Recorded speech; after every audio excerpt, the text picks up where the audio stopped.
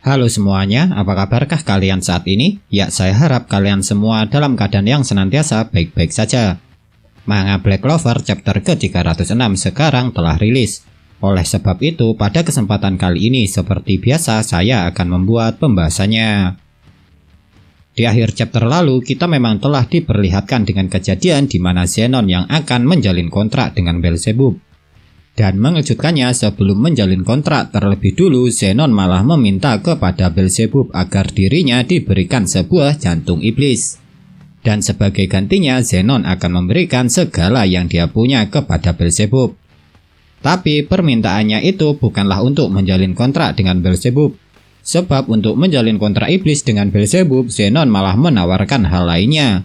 Yaitu dia akan memberikan jiwanya selama kerajaan Spade dapat bertahan. Yang hal itu langsung disetujui oleh Beelzebub.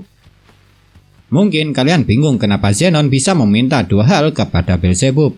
Namun kalau kalian sadari, sebenarnya kejadian seperti ini bukanlah sesuatu yang baru dalam cerita Black Clover.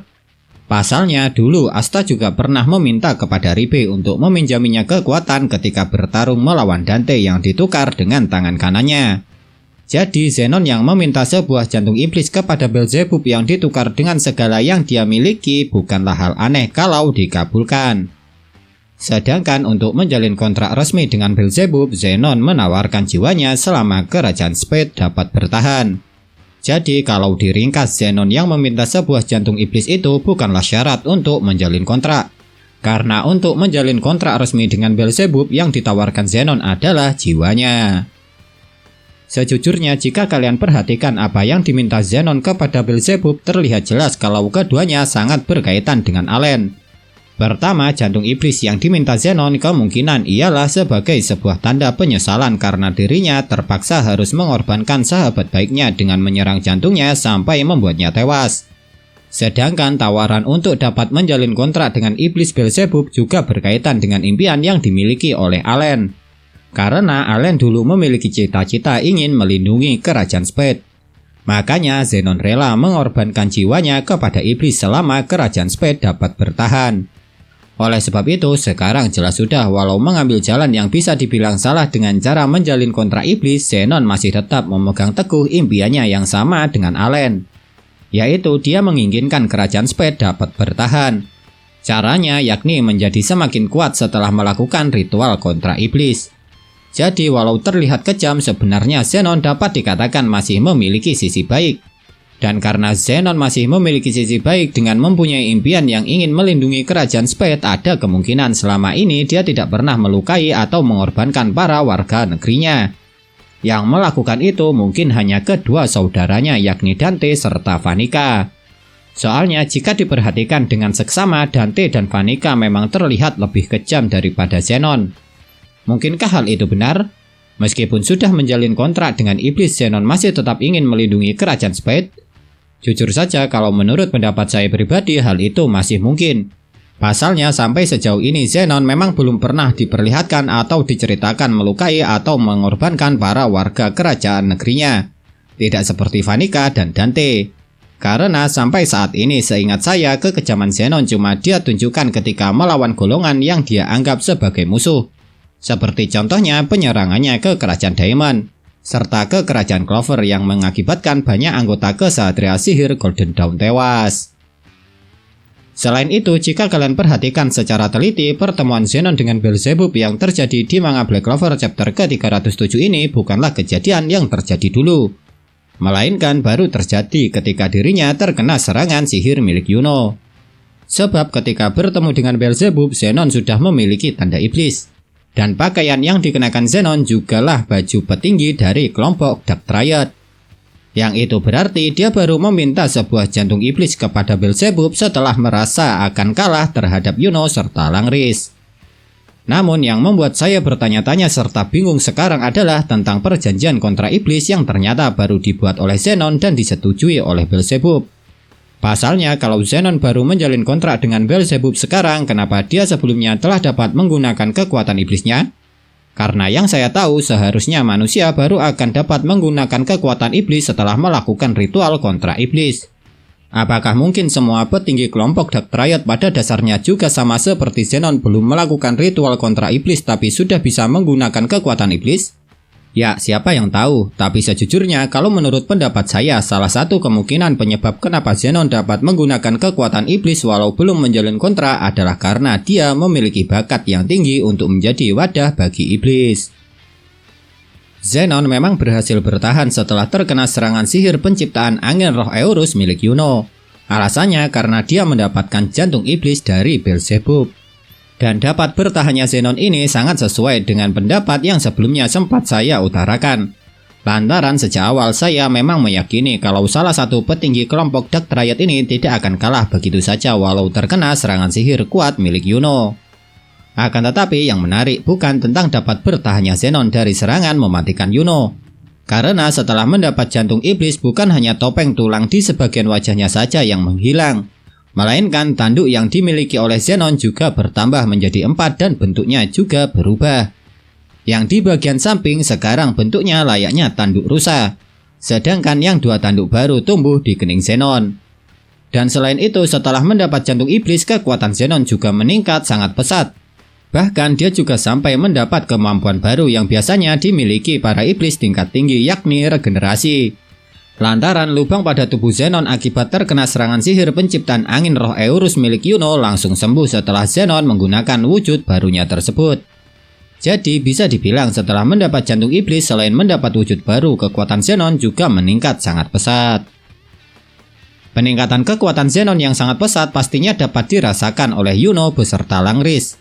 Bahkan ketika melihat wujud Zenon yang baru setelah mendapatkan jantung iblis, Yuno sampai mengatakan dalam hatinya kalau dia merasakan perasaan yang sama seperti saat berhadapan dengan iblis Zagreus dulu. Itu berarti setelah mendapatkan jantung iblis dari Beelzebub, Zenon sekarang seperti telah berubah menjadi iblis sepenuhnya. Dan hal itu juga disetujui oleh Langris.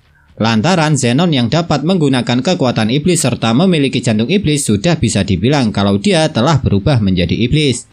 Walaupun pada awalnya Zenon adalah seorang manusia biasa. Jadi setelah melihat kejadian ini sekarang jelas sudah kalau manusia di dalam cerita Black Clover dapat berubah menjadi iblis. Kalau syaratnya terpenuhi layaknya apa yang dilakukan oleh Zenon. Yakni harus bisa menggunakan kekuatan iblis serta memiliki sebuah jantung iblis pula di dalam tubuhnya. Kekuatan Yuno memang sudah meningkat. Tapi semua itu saat ini seperti tidak ada artinya sama sekali di hadapan Zenon. Lantaran setelah mendapatkan jantung iblis, Zenon dapat dengan mudahnya menumbangkan Yuno dengan hanya 2 kali serangan saja. Dan 2 serangan yang dilancarkan Zenon itu pun juga terkesan seperti serangan biasa-biasa saja. Sebab dia sama sekali tidak bergerak meninggalkan tempatnya berdiri untuk dapat menumbangkan Yuno sampai sang wakil kapten kesatria sihir Golden Dawn tersebut terkapar dengan luka yang amat parah. Makanya tidak heran setelah mendapatkan kekuatan sebesar itu Zenon menjadi semakin sombong. Pasalnya perbuatan Yuno yang sengaja melesetkan panahnya dari jantung Zenon untuk menghindari Langris menurut salah satu petinggi Dark Triad itu adalah sebuah keputusan yang amat salah. Sebab jika Yuno mengincar jantungnya dengan mengorbankan Langris maka Zenon sudah dapat dipastikan akan kalah. Karena memang kalau jantungnya tertembus dia tidak akan memiliki kesempatan untuk meminta jantung iblis pada Beelzebub. Tapi keputusan yang dianggap salah oleh Zenon itu tentunya tidak akan pernah disesali oleh Yuno. Karena bagaimanapun Yuno pastinya tidak akan pernah mau mengorbankan orang-orang terdekatnya untuk mencapai sebuah kemenangan. Apalagi jika sampai Yuno mengorbankan Langris untuk mendapat kemenangan, bisa saja kemungkinan dia nantinya akan mengalami hal yang serupa seperti Zenon, yang akhirnya mengambil jalan melenceng untuk dapat menjadi semakin kuat. Jadi bisa dibilang walau memiliki kisah masa lalu yang mirip, keputusan yang diambil Yuno serta Zenon sangatlah berbeda. Kalau Zenon mengambil keputusan dengan terpaksa mengorbankan teman terdekatnya untuk bisa mencapai kemenangan. Sedangkan Yuno tidak mau melakukan hal itu. Makanya apa yang dilakukan Yuno ini menurut Zenon adalah sebuah keputusan yang salah. Setelah Yuno tumbang dengan luka parah, sekarang Langris memang harus menghadapi Zenon sendirian. Yang pastinya Langris tidak akan mungkin bisa menang. Karena sebelumnya saja dia sudah kesulitan untuk dapat menghindari serangan Zenon tanpa bantuan dari Yuno. Apalagi sekarang kekuatan Zenon juga telah meningkat pesat. Dan di saat keadaan sedang genting-gentingnya inilah bala bantuan datang. Dan yang datang memberikan bantuan tidak lain tidak bukan adalah Finral, kakak kandung dari Langris. Yang jujur saja meski saya lumayan senang dengan kedatangan Finral, tapi juga ada rasa penyesalannya. Karena yang saya inginkan untuk datang membantu Yuno serta Langris mengalahkan Zenon adalah Dorothy. Kedatangan Finral memang tidak terlalu diinginkan oleh Langris. Pasalnya saat kakaknya tiba, Langris dengan muka masam malah mempertanyakan apakah kedatangan Finral ini adalah untuk menolongnya lagi. Sebab Langris pada dasarnya tidak terlalu suka jika mendapat bantuan dari Finral. Alasannya karena menurut Langris dia yang merupakan orang paling hebat di dalam keluarganya akan sangat memalukan jika mendapat bantuan dari Finral yang dianggap sebagai orang gagal.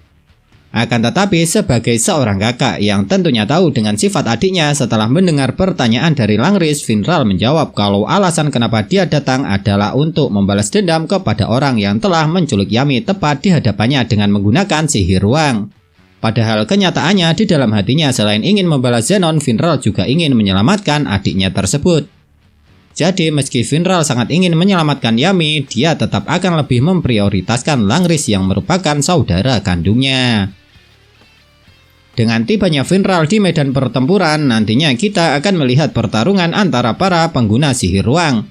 Dan kalau sebelumnya Langris kesulitan untuk menghadapi Zenon walau dibantu Yuno, belum tentu saat mendapat bantuan dari Finral hal itu akan terjadi lagi. Pasalnya dengan kekuatan sihir ruang milik Finral yang sangat cepat dan presisi digabungkan dengan sihir ruang Langris yang dapat membuat zona mana di dalam ruang absolut Zenon, pastinya akan menjadi perpaduan yang amat spektakuler. Cuma yang jadi pertanyaan sekarang ialah apakah kerjasama kakak beradik pengguna sihir ruang ini nantinya akan dapat mengalahkan Zenon? Kalau menurut saya hal itu masih bisa saja terjadi. Karena makna saja bisa mencapai sesuatu yang hebat dengan dapat berhasil mengalahkan Dante. Jadi Finral yang bekerja sama dengan Langris masih memiliki kesempatan untuk bisa mengalahkan Zenon. Mungkinkah hal itu bisa terjadi? Ya siapa yang tahu. Tapi yang jelas untuk di chapter depan kemungkinan besarnya kita akan diperlihatkan dengan kerjasama antara Finral dengan Langris untuk menghadapi Zenon. Dan kerjasama kedua orang ini pastinya juga akan menjadi seru. Alasannya karena Finral dengan Langris pasti akan tetap akan saling bertengkar meski tengah bertarung bersama. Nah itulah yang dapat saya bahas dari manga Black Clover chapter ke-307 ini. Kalau menurut kalian kejadian manakah yang paling menarik? Tinggalkan komentar kalian ya.